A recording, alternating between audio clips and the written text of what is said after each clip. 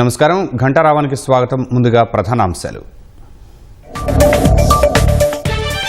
కోస్తా జిల్లాలపైకి దూసుకొస్తున్న మొంతా తుపాను రేపు రాత్రి కాకినాడ సమీపంలో తీరం దాటే అవకాశం. తుపానును ఎదుర్కొనేందుకు సర్వసన్నద్ధంగా యంత్రాంగం. ప్రభావిత జిల్లాల్లో కంట్రోల్ రూమ్లు, షెల్టర్లు ఏర్పాటు.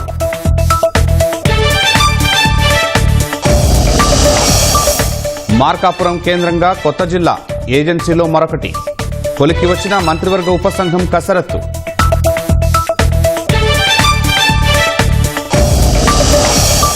దేశవ్యాప్తంగా ఓటరు జాబితా సమగ్ర సవరణకు సిద్ధమైన ఈసీ. తొలి విడతలో 10 నుంచి 15 రాష్ట్రాల్లో నిర్వహణ.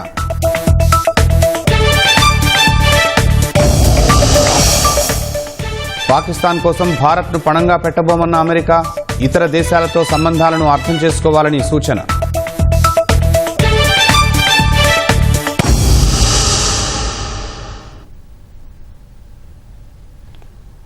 బంగాళాఖాతంలో కొనసాగుతున్న తీవ్ర వాయుగుండం తుపానుగా బలపడింది. రేపటికి తీవ్ర తుపానుగా రూపాంతరం చెందుతుందని వాతావరణ శాఖ తెలిపింది.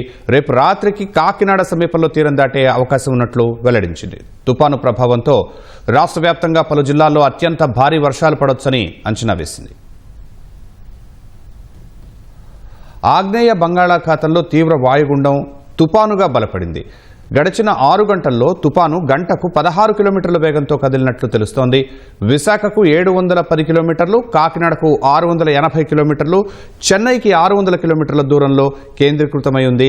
మంగళవారం ఉదయానికి తీవ్ర తుపానుగా మారి అదే రోజు రాత్రికి కాకినాడ సమీపంలో తీరం దాటుతుందని భారత వాతావరణ విభాగం తెలిపింది. మంగళవారం దాదాపు 12 గంటల పాటు దాని తీవ్రత కొనసాగి తరువాత తుపానుగా బలహీనపడొచ్చని పేర్కొంది. దీని ప్రభావంతో రాబోయే 4 రోజుల్లో రాష్ట్రంలోని పలు ప్రాంతాల్లో భారీ నుంచి అత్యంత భారీ వర్షాలు కురిసే అవకాశం ఉందని అమరావతి వాతావరణ కేంద్రం తెలిపింది. మంగళ, బుధవారాల్లో గరిష్టంగా గంటకు 110 కిలోమీటర్ల వేగంతో ప్రచండ గాలులు వీయొచ్చని పేర్కొంది.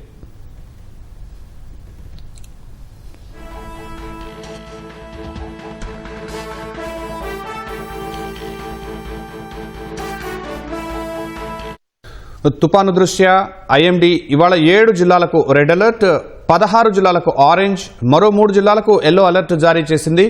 మంగళవారం 14 జిల్లాలకు రెడ్, 8 జిల్లాలకు ఆరెంజ్, మరో 4 జిల్లాలకు ఎల్లో అలర్ట్ జారీ చేసింది. సముద్రం అలచడిగా మారిన నేపథ్యంలో గురువారం వరకు మత్స్యకారులు వేటకు వెళ్లరాదని విశాఖలోని తుపాను హెచ్చరికల కేంద్రం సూచించింది. విశాఖ, మచిలీపట్నం, కృష్ణపట్నం, నిజాంపట్నం, గంగవరం, కాకినాడ పోర్టుల్లో 1వ నంబరు ప్రమాద హెచ్చరికలు కొనసాగిస్తున్నారు.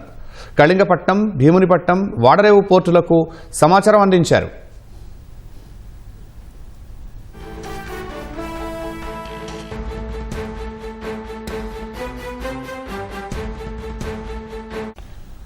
సోమవారం కాకినాడ, డాక్టర్ బిఆర్ అంబేద్కర్ కోనసీమ, పశ్చిమ గోదావరి, కృష్ణా, బాపట్ల, ప్రకాశం, నెల్లూరు జిల్లాలతో పాటు యానంలో 1-2 చోట్ల అతి భారీ నుంచి అత్యంత భారీ వర్షాలు పడొచ్చని ఐఎండీ తెలిపింది. శ్రీకాకుళం, పార్వతీపురం, మన్యం, విజయనగరం, విశాఖపట్నం, అల్లూరి సీతారామరాజు, అనకాపల్లి, తూర్పుగోదావరి, ఏలూరు, ఎన్టీఆర్, గుంటూరు, పల్నాడు, చిత్తూరు, తిరుపతి, అన్నమయ్య, వైఎస్ఆర్ కడప, నంద్యాల జిల్లాల్లో భారీ నుంచి అతి భారీ వర్షాలు కురవచ్చని తెలిపింది.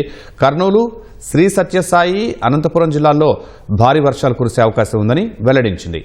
మంగళవారం శ్రీకాకుళం, విజయనగరం, విశాఖపట్నం, అల్లూరి సీతారామరాజు, అనకాపల్లి, కాకినాడ, కోనసీమ, తూర్పుగోదావరి, పశ్చిమ గోదావరి, ఏలూరు, ఎన్టీఆర్, కృష్ణా, గుంటూరు, బాపట్ల జిల్లాలతో పాటు యానంలో భారీ నుంచి అత్యంత భారీ వర్షాలు పడే అవకాశం ఉందని ఐఎండీ తెలిపింది. పార్వతీపురం, మన్యం, పల్నాడు, ప్రకాశం, నెల్లూరు, తిరుపతి, వైఎస్ఆర్ కడప, కర్నూలు, నంద్యాల జిల్లాల్లో భారీ నుంచి అతి భారీ వర్షాలు కురిసే అవకాశం ఉందని వెల్లడించింది. చిత్తూరు, అన్నమయ్య, శ్రీ సత్యసాయి, అనంతపురం జిల్లాలో భారీ వర్షాలు పడొచ్చని అంచనా వేసింది.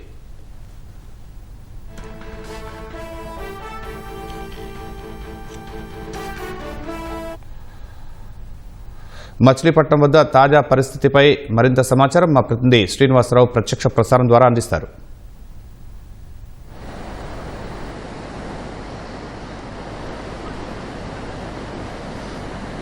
ముంతా తుఫాన్ ప్రభావంతో కృష్ణా జిల్లా వ్యాప్తంగా వర్షాలు ఇప్పుడిప్పుడే ప్రారంభమవుతున్నాయి. ప్రస్తుతం మనం దృశ్యాల్లో చూసుకున్నట్టయితే మచిలీపట్నం మంగినపూడి బీచ్ తుఫాన్ ప్రభావంతో సముద్రం అల్లకల్లోలంగా మారిందని చెప్పుకోవచ్చు.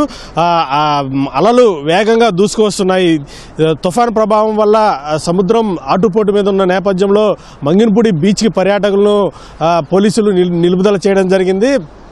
మంగినపూడి బీచ్కి పర్యాటకులు ఎవరో రాకుండా పోలీసులు ముమ్మర బందోబస్తును అయితే ఏర్పాటు చేయడం జరిగింది. కార్తీక మాసం కావడంతో పర్యాటకులు మంగినపూడి బీచ్కి వస్తారన్న ఉద్దేశంతోనే ముందుగానే మంగినపూడి బీచ్ ప్రధాన ద్వారం వద్ద చెక్పోస్ట్ని ఏర్పాటు చేసి ఎవరూ కూడా బీచ్లోకి వెళ్లకుండా అధికారులు కట్టుదిట్టమైన చర్యలు చేపట్టడం జరిగింది. మరొక వైపు తుఫాన్ ప్రభావంతో ఈరోజు కృష్ణా జిల్లా వ్యాప్తంగా కూడా భారీ నుంచి అతి భారీ వర్షాలు కురిసే అవకాశం ఉందని అధికారులు చెప్తున్న నేపథ్యంలో ప్రభుత్వ యంత్రాంగం మొత్తం పూర్తి స్థాయిలో అప్రమత్తంగా ఉండేలా ఇప్పటికే కృష్ణా జిల్లా కలెక్టర్ బాలాజీ చర్యలు చేపట్టడం జరిగింది. నిన్న కలెక్టరేట్లో వివిధ శాఖల ఉన్నతాధికారులతో సమావేశం నిర్వహించి ఈ తుఫాన్ను ఎదుర్కొనేలా చర్యలు చేపట్టాలంటూ కూడా ఆయన ఆదేశాలు ఇచ్చారు. మండల స్థాయి నుంచి కూడా కంట్రోల్ రూమ్ను ఏర్పాటు చేసి ఎప్పటికప్పుడు జిల్లాలో ఉన్న పరిస్థితిని సమీక్షిస్తున్నారు. రేపు ఈ తుఫాన్ అనేది తీరం దాటే కళింగపట్నం మచిలీపట్నం మధ్యలో కాకినాడ తీరం వద్ద తీరం దాటే అవకాశం ఉందని అధికారులు అంచనా వేస్తున్నారు. ఈ తీరం దాటే సమయంలో గంటకు 90 నుంచి 110 కిలోమీటర్ల వేగంతో ఈదురుగాలులు వీచే అవకాశం ఉందని అధికారులు అంచనా వేస్తున్నారు. మరొక వైపు ఈ తుఫాను ప్రభావంతో జిల్లాలో భారీగా వర్షం కురిసే అవకాశం ఉన్న నేపథ్యంలో లోతట్టు ప్రాంతాల ప్రజల్ని ఇప్పటికే అప్రమత్తం చేయడం జరిగింది. మరొక వైపు ఏదైతే పునరావాస కేంద్రాలను కూడా ఏర్పాటు చేసి ఈ తుఫాను షెల్టర్లను కూడా ఏర్పాటు చేసేందుకు ప్రభుత్వం సమాయత్తమైంది. మరొక వైపు మండల లెవెల్లో ఏర్పాటు చేసిన కంట్రోల్ రూమ్లో ఎప్పటికప్పుడు మండల స్థాయి అలాగే గ్రామ స్థాయిలో జరిగే తుఫానుకు సంబంధించిన సమాచారాన్ని ఎప్పటికప్పుడు మచిలీపట్నంలోని కలెక్టరేట్కు అందించే విధంగా అధికారులు చర్యలు చేపట్టడం జరిగింది. మరొకవైపు మంగినపూడి బీచ్ అలాగే అంశల్దేవి సాగర్ తీరాల వద్ద పర్యాటకులను ఎవరు కూడా పోలీసులు అనుమతించిన పరిస్థితి నెలకొంది. ఎందుకంటే కెరటాలు భారీ ఎత్తున తరలి వస్తున్న నేపథ్యంలో సముద్రంలోకి దిగితే ఏదైనా ఆపదొచ్చి రావచ్చంటూ కూడా పోలీసు అధికారులు ఎవరిని కూడా పర్యాటకుల్ని అనుమతించని పరిస్థితి అయితే కనిపిస్తుంది. సార్ చెప్పండి, మొత్తం పర్యాటకంగా కూడా మంగినపూడి బీచ్ వద్ద ఎవరిని కూడా పర్యాటకుల్ని అనుమతించిన పరిస్థితి కనిపిస్తుంది. ప్రస్తుతం కృష్ణా జిల్లాలో ఈ తుఫాన్ ప్రభావంతో ఇప్పుడిప్పుడే చిరుజల్లులు కురుస్తున్నాయి. మధ్యాహ్నం నుంచి కూడా భారీ వర్షాలు కురుస్తాయని అధికారులు అంచనా వేస్తున్న పరిస్థితి కనిపిస్తుంది. ఎప్పటికప్పుడు తుఫాన్ను ఏ దిశలో వెళ్తుంది, ఎట్లా ఈ తుఫాన్ను అంచనా వేస్తున్నారు, అలాగే సహాయక చర్యలు ఏం చేపట్టాలన్న అంశం మీద ఇప్పటికే అధికారులు కూడా సమాయత్తమయ్యారు. మరొకవైపు ప్రభుత్వం కూడా ఈ తుఫాన్ను ఎదుర్కొనేందుకు పటిష్ట చర్యలు చేపట్టింది. జిల్లాకు ఒక ప్రత్యేక అధికారిని నియమించడం జరిగింది. ఈ అధికారి పర్యవేక్షణలో ఈ కృష్ణా జిల్లా వ్యాప్తంగా కూడా ఈ పునరావాస కేంద్రాలతో పాటు తుఫాన్ షెల్టర్లు అలాగే మొత్తం మండల లెవెల్లో ఏర్పాటు చేసిన ఈ ఏదైతే ఈ కంట్రోల్ రూమ్ వ్యవస్థ ద్వారా గ్రామాల్లో తుఫాను పరిస్థితి అలాగే ప్రజలు ఎవరైనా ఇబ్బంది పడుతున్నారో వారికి ఎటువంటి సహాయ కార్యక్రమాలు కావాలన్న అంశాలను ఎప్పటికప్పుడు అధికారులు అంచనా వేసి తగు రీతిలో తుఫాన్ను ఎదుర్కొనేందుకు చర్యలు చేపట్టారని చెప్పుకోవచ్చు. కెమెరామెన్ MSNతో శ్రీనివాస్, ఈటీవీ న్యూస్, మచిలీపట్నం, కృష్ణా జిల్లా. కాకినాడ జిల్లాలో తుపాను సన్నద్ధతపై మరింత సమాచారం మా ప్రతినిధి సాయి కృష్ణ కలెక్టరేట్ నుంచి ప్రత్యక్ష ప్రసారం ద్వారా అందిస్తారు.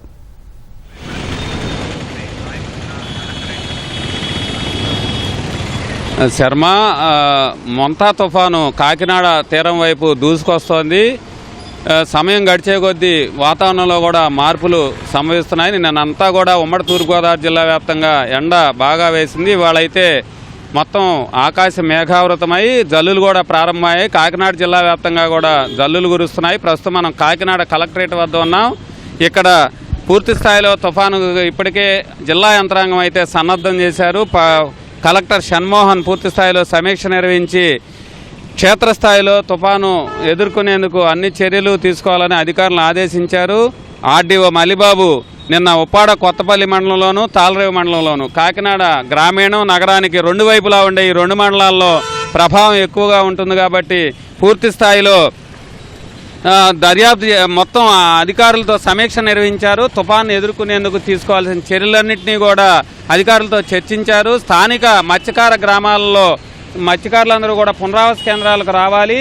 తుఫాను ప్రారంభమైన తర్వాత సహాయ చర్యలు చేయడం కష్టంగా ఉంటుంది, అధికంగా ఉంటుంది కాబట్టి రావాలని విజ్ఞప్తి చేశారు. ఉప్పాడలో మత్స్యకారులు పెద్ద సంఖ్యలో మొత్తం 8 గ్రామాల్లో ఉంటారు కాబట్టి వాళ్ళందరినీ కూడా రావాలని చెప్పారు. దీంతో ఇక్కడ హై అలర్ట్ అయితే ప్రకటించారు. మంత్రి నారాయణ కాకినాడ జిల్లా ఇన్ఛార్జి మంత్రిగా వ్యవహరిస్తున్నారు. ఆయన మరి కాసేపట్లో కాకినాడ కలెక్టరేట్లతో ప్రత్యేక అధికారి కృష్ణతేజ, కలెక్టర్ షణ్మోహన్తో కలిసి సమీక్ష ఏర్పాటు చేశారు. పూర్తి స్థాయిలో తుఫాను ఎదుర్కొనేందుకు తీసుకోవాల్సిన చర్యలు, ప్రజల ఆస్తి ప్రాణ నష్టం కాపాడేందుకు చేపట్టాల్సిన మొత్తం అన్ని కార్యక్రమాలను కూడా ఈ సమావేశంలో మంత్రి నారాయణ అధికారులతో చర్చించనున్నారు. ప్రధానంగా 260 పైగా పునరావాస కేంద్రాలను కాకినాడ జిల్లాలో గుర్తించారు. ప్రభుత్వ కార్యాలయాలు, పాఠశాలలు అన్నీ కూడా సిద్ధం చేశారు. కాకినాడ నగరానికి సహజ రక్షణ కవచంగా హోప్ ఐలాండ్ ఉండటంతో నగరం మీద తుఫాను ప్రభావం గాలులు కూడా కాస్త తక్కువగా ఉండే అవకాశం ఉంది. కుడివైపున ఉప్పాడ కొత్తపల్లి మండలంతో పాటు ఎడమవైపున తాళరేవు మండలం, ఈ 2 మండలాలకు కూడా తుఫాను ఏ వైపు కొడుతుందనేది ఇప్పుడు కొంత ఉత్కంఠ రేపుతోంది. అలాగే ఎగువన ఉన్న యానాం, డాక్టర్ బిఆర్ అంబేద్కర్ కోనసీమ జిల్లా ఈ తీరం వైపు కూడా పూర్తి స్థాయిలో హై అలర్ట్ అయితే ప్రకటించారు. అతి భారీ వర్షాలు కురిసే అవకాశం ఉండటంతో ప్రజలందరినీ కూడా ఇప్పటికే పలు దఫాలుగా అధికార యంత్రాంగం విజ్ఞప్తి చేసింది. విపత్తుల నిర్వహణ శాఖ కూడా కాకినాడ జిల్లా యంత్రాంగాన్ని మొత్తం పూర్తి స్థాయిలో అప్రమత్తం చేసింది. మరోవైపు డాక్టర్ బిఆర్ అంబేద్కర్ కోనసీమ జిల్లా వైపు కూడా మొంతా తుఫాను తీవ్ర ప్రభావం చూపే అవకాశం ఉండడంతో కలెక్టర్ మహేష్ కుమార్ నిన్నంతా జిల్లా వ్యాప్తంగా వివిధ ప్రాంతాల్లో పర్యటించారు. 96లో కోనసీమ జిల్లాకు సూపర్ సైక్లోను ప్రభావం చూపింది. కోనసీమ చరిత్రతో పాటు ఉమ్మడి రాష్ట్రంలోనే అతిపెద్ద తుఫానుగా కూడా అది నిలిచిపోయింది. 1000 మంది పైగా చనిపోయిన ఆనాటి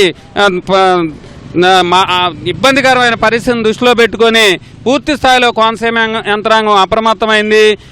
ఇక్కడి నుంచి అన్ని విభాగాలు కూడా సహాయ చర్యల్లో పాల్గొనేందుకు కలెక్టర్ మహేష్ కుమార్ పూర్తి స్థాయిలో సన్నద్ధ చేశారు. అట్లాగే ప్రత్యేక అధికారిగా విజయరామరాజు వచ్చారు, సీనియర్ ఐఏఎస్ అధికారి. ఆయన సమక్షంలో కలెక్టరేట్ అమలాపురంలో సమీక్ష నిర్వహిస్తున్నారు. క్షేత్రస్థాయిలో తీసుకోవాల్సిన చర్యలన్నింటినీ కూడా అధికారులతో చర్చించనున్నారు. కోనసీమ జిల్లాకు 90 కిలోమీటర్ల తీరరేఖ ఉంది. అంతర్వేది నుంచి భైరవపాలెం వరకు కూడా ఈ ప్రాంతమంతా కూడా ఇప్పుడు చాలా హై అలర్ట్ ప్రకటించారు.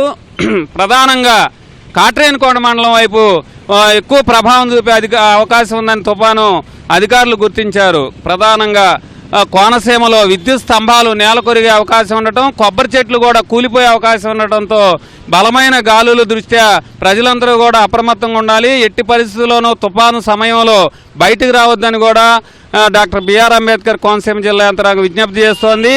విద్యుత్ అంతరాయం ఏర్పడే అవకాశం ఉండటం వల్ల వివిధ ప్రజలందరూ కూడా తాగునీటిని సురక్షితంగా ఉంచుకోవాలి, తాగునీటిని నిల్వ చేసుకోవాలి, అలాగే నిత్యావసర సరుకులు కూడా అందుబాటులో ఉంచుకోవాలని విజ్ఞప్తి చేశారు. ఇక్కడ కూడా సుమారు 6000 గుడిసెలు ఉన్నట్టు జిల్లాలో గుర్తించారు. వారందరూ కూడా సురక్షిత ప్రాంతాలకు తరలిరావాలి.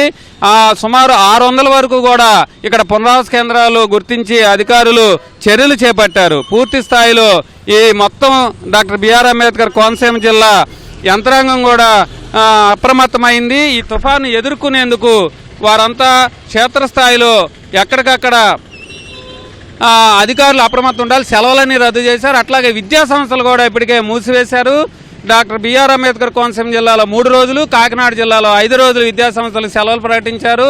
కాకినాడ ఉప్పాడ బీచ్ రోడ్డు కూడా మూసివేశారు. పూర్తి స్థాయిలో తీరం వెంబడి హై అలర్ట్ ప్రకటించారు.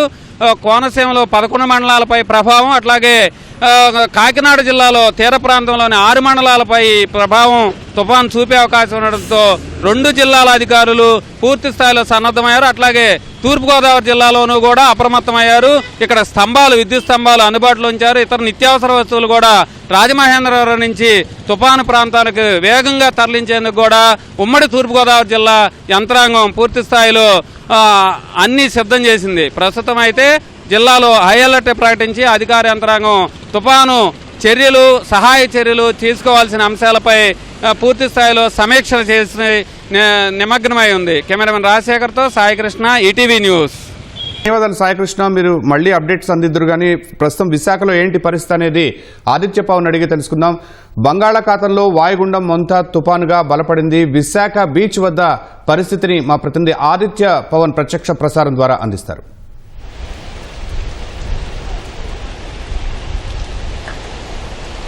మొంతా తుఫాను ప్రభావం చాలా స్పష్టంగా మనకి విశాఖపట్నం బీచ్లో మనకు కనిపిస్తుంది. విశాఖపట్నంలో సముల అలల ఉధృతి చాలా ఉధృతంగా ఉంది, మనం చూడవచ్చు. అలాగే వర్షం ప్రారంభమైంది, చాలా భారీ వర్షం విశాఖపట్నంలో, విశాఖ పరిసర ప్రాంతాల్లో వస్తుంది, మనం చూడవచ్చు.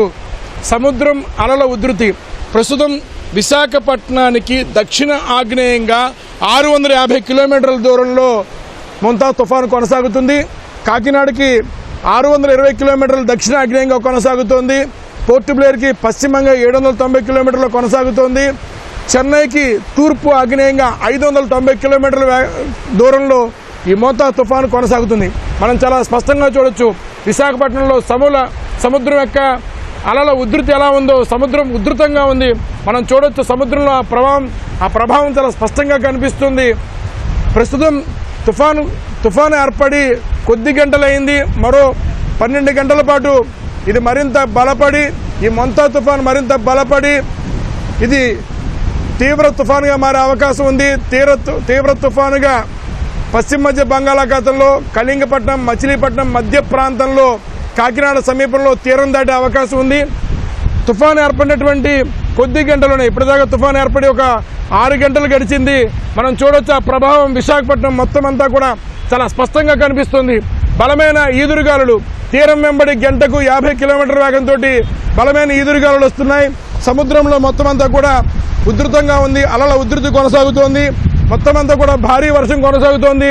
మనం చూడొచ్చు బలమైన ఈదురుగాలులు నగరం వైపు వస్తున్నాయి. తీరం వెంబడి బలమైన ఈదురుగాలులు కొనసాగుతున్నాయి. ఇంకా తుఫాను 600 కిలోమీటర్ల దూరంలోని ప్రభావం ఉందంటే దగ్గరికి వచ్చేసరికి ఈ ప్రభావం ఇంకెంత ఉంటుందనేది ఊహించవచ్చు. వాతావరణ అధ్యయన నిపుణులు, వాతావరణ శాఖ అధికారులు కూడా స్పష్టం చేస్తున్నారు మొంతా తుఫాను ప్రభావం ఎక్కువ ఉంటుంది. ఈరోజు మరో 12 గంటల పాటు ఈ తుఫాను కొనసాగే అవకాశం ఉంది. తర్వాత తీవ్ర తుఫానుగా మారుతుంది.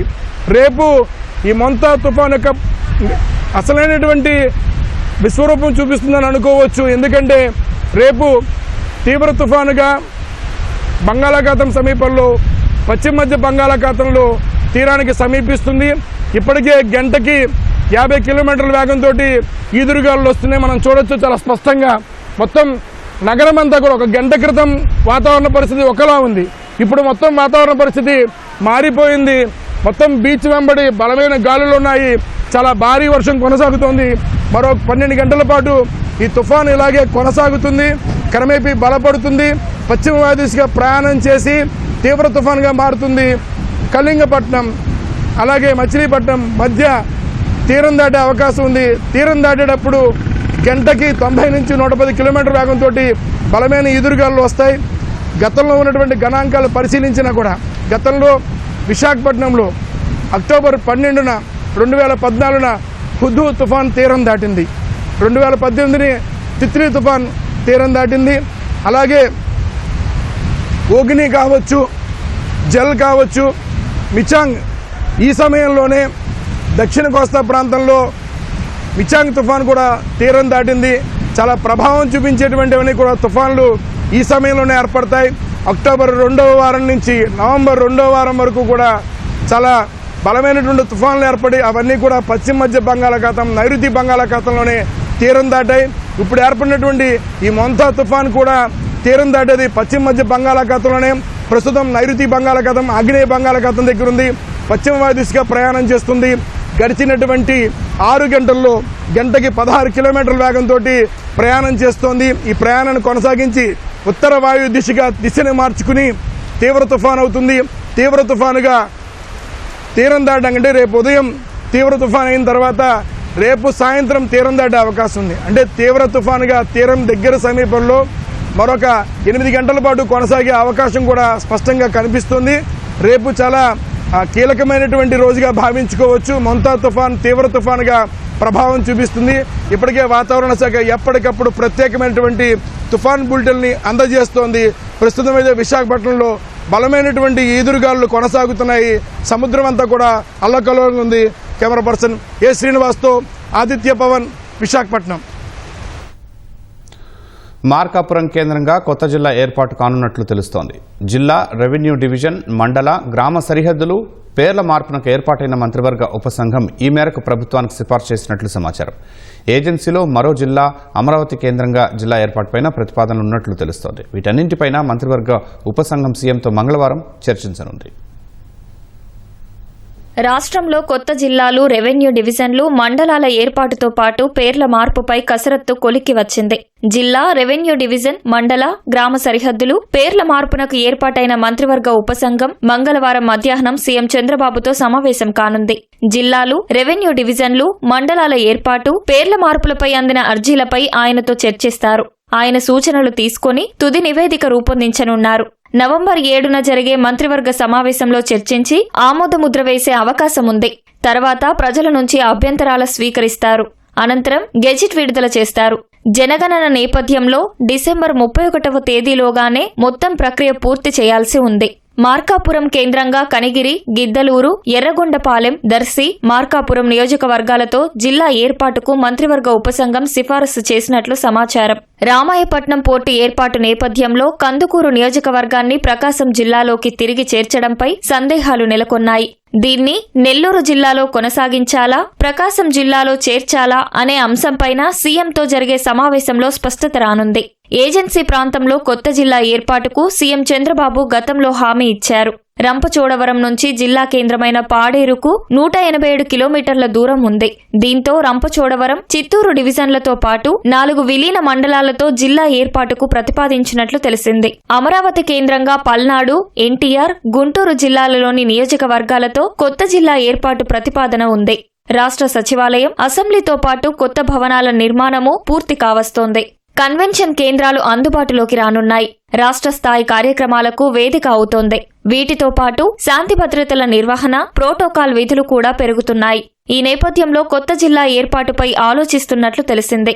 మదనపల్లె కేంద్రంగా జిల్లా ఏర్పాటుకు సాధ్యాసాధ్యాలపై నివేదికలో వివరించనున్నారు. అద్దంకి, మడకసిర సహా 10 కొత్త రెవెన్యూ డివిజన్ల ఏర్పాటుకు సంబంధించి ప్రతిపాదనలు తయారు చేశారు. ఒక నియోజకవర్గం 2-3 రెవెన్యూ డివిజన్ల పరిధిలో ఉంటే పరిపాలనా సౌలభ్యం మేరకు ఒకే నియోజకవర్గ పరిధిలోకి తేవాలని యోచిస్తున్నారు. ఆదోని మండలంలో 150,000 మంది జనాభా ఉన్న నేపథ్యంలో మండలాన్ని విభజించాలనే వినతులు వచ్చాయి.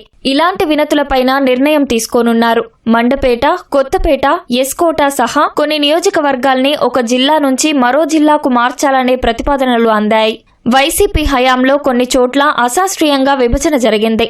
వాటిని కూడా సరిదిద్దేందుకు ప్రభుత్వం ప్రయత్నిస్తోంది. బీహార్లో నిర్వహించిన మాదిరిగానే దేశవ్యాప్తంగా ఓటర్ జాబితా సమగ్ర సవరణ ఎస్ఐఆర్కు సిద్ధమైన కేంద్ర ఎన్నికల సంఘం నేడు వివరాలను వెల్లడించనుంది.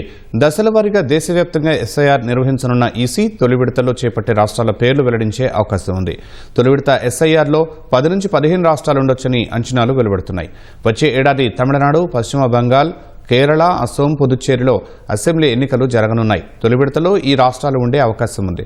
పశ్చిమ బెంగాల్లో నిర్వహించనున్న ఓటర్ల జాబితా సమగ్ర సవరణలో బూత్ లెవెల్ ఆఫీసర్లకు సహకరించేందుకు ఈసీ వాలంటీర్లను నియమించే అంశాన్ని పరిశీలిస్తోంది. ప్రభుత్వ ఉద్యోగులని వాలంటీర్లుగా నియమించే అవకాశం ఉందని సీనియర్ అధికారి ఒకరు తెలిపారు. బూత్ లెవెల్ ఆఫీసర్లు ఎస్ఐఆర్ ఫారాలను పూర్తి చేసేందుకు వాలంటీర్లు సహకరిస్తారని సమాచారం. ఈ విషయంలో తుది నిర్ణయం తీసుకోవాల్సి ఉందని ఉన్నతాధికారులు చెప్పారు. పాకిస్తాన్తో అమెరికా సంబంధాలు బలపడటం, అదే సమయంలో సుంకాల వివాదంతో భారత్తో అగ్రరాజ్యం సంబంధాలు దెబ్బతిన్న వేళ అమెరికా విదేశాంగ మంత్రి మార్కో రూబియో కీలక వ్యాఖ్యలు చేశారు. పాకిస్తాన్తో వ్యూహాత్మక సంబంధాలను బలోపేతం చేసుకునేందుకు వాషింగ్టన్ అవకాశం కోసం చూస్తోందని, అయితే భారత్ చారిత్రక కీలక సంబంధాలను అది దెబ్బతీయదని మార్కో రూబియో అన్నారు. ఆసియాన్ శిఖరాగ్ర సమావేశాల్లో భాగంగా కౌలాలంపూర్లో విదేశాంగ మంత్రి జయశంకర్తో భేటీ అయిన రూబియో భారత్తో లోతైన స్నేహాన్ని అమెరికా కొనసాగిస్తుందన్నారు. దౌత్యపరంగా భారత్ చాలా పరిణతి చెందిందన్న రూబియో అమెరికా అన్ని దేశాలతోనూ సంబంధాలను కొనసాగించాల్సి ఉంటుందని పేర్కొన్నారు. ఇటీవలి భారత్ పాక్ ఘర్షణల తర్వాత ఢిల్లీతో వాషింగ్టన్ సంబంధాలు దెబ్బతింటూ వచ్చాయి. కాల్పుల విరమణకు తానే మధ్యవర్తిత్వం వహించారన్న అమెరికా అధ్యక్షుడు ట్రంప్ వాదనలను భారత్ తోసిపుచ్చింది. అయితే పాకిస్తాన్ మాత్రం ట్రంప్ వల్లే శాంతి కుదిరి అణుయుద్ధం ఆగిపోయిందంటూ ఆయన్ను బుట్టలో వేసుకుంది. పాకిస్తాన్ ఆఫ్ఘనిస్తాన్ సరిహద్దులో ఘర్షణలు తిరిగి ప్రారంభమయ్యాయి. ఖైబర్ పఖ్తూన్ఖ్వా సమీపంలో జరిగిన ఘర్షణల్లో 5 పాక్ సైనికులు మరణించినట్లు తెలిసిందే. ఆఫ్ఘాన్ వైపు 25 మంది ఉగ్రవాదులు చనిపోయారని పాక్ సైన్యం తెలిపింది. అయితే చనిపోయింది ఉగ్రవాదులా లేక తాలిబాన్ దళాలా అనేది తెలియాల్సి ఉంది. కుర్రం, ఉత్తర వజీరిస్తాన్ జిల్లాల్లో ఉగ్రవాదులు సరిహద్దులు దాటి పాక్లో ప్రవేశిస్తూ ఉండగా ఈ దాడులు జరిగినట్లు వివరించింది. ఈ సందర్భంగా భారీగా ఆయుధాలు, పేలుడు పదార్థాలను స్వాధీనం చేసుకున్నట్లు పేర్కొంది. ఇస్తాంబుల్లో 2వ విడత చర్చలు జరుగుతున్న వేళ ఈ ఘర్షణ చోటు చేసుకుంది. శాంతి చర్చలకు తాలిబాన్లు అంగీకరించకుంటే ఆఫ్ఘన్తో పూర్తిస్థాయి యుద్ధం జరుగుతుందని పాక్ రక్షణ మంత్రి ఖవాజా ఆసిఫ్ హెచ్చరించారు. మరోవైపు పాక్ ఆఫ్ఘన్ ఘర్షణను త్వరగా పరిష్కరిస్తానని మలేషియా పర్యటనలో ఉన్న అమెరికా అధ్యక్షుడు డొనాల్డ్ ట్రంప్ చెప్పారు. పాక్ ప్రధాని షహబాజ్ షరీఫ్, ఆర్మీ చీఫ్ అసీం మునీర్లు గొప్ప వ్యక్తులని కొనియాడారు.